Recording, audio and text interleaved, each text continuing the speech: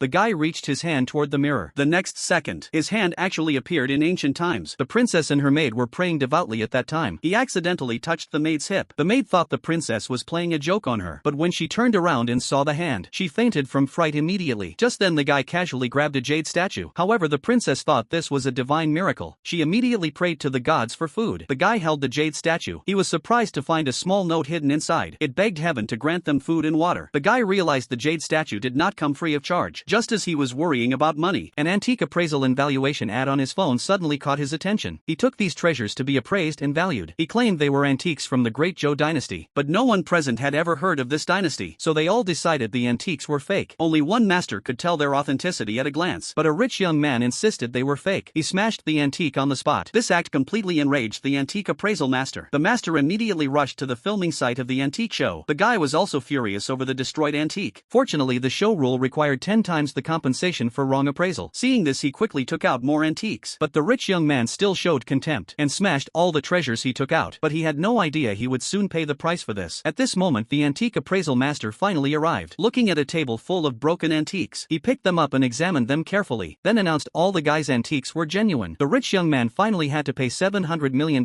in compensation. After getting the compensation, the guy went to the supermarket right away. He asked a large group of staff to help with the records. He bought cart after cart of supplies. When he got home, he saw so many supplies, but did not know how to put them into the mirror. While he was worrying, the mirror sucked all the supplies inside. On the other side of the mirror, the princess was kneeling and praying for heaven's blessing. The next second, massive supplies flew out of the mirror. The princess and her servants were overjoyed. Then the guy reached his hand into the mirror again, trying to take more treasures. Curious, the princess stepped forward to check. As a result, the guy accidentally grabbed her arm and pulled her directly back to modern times.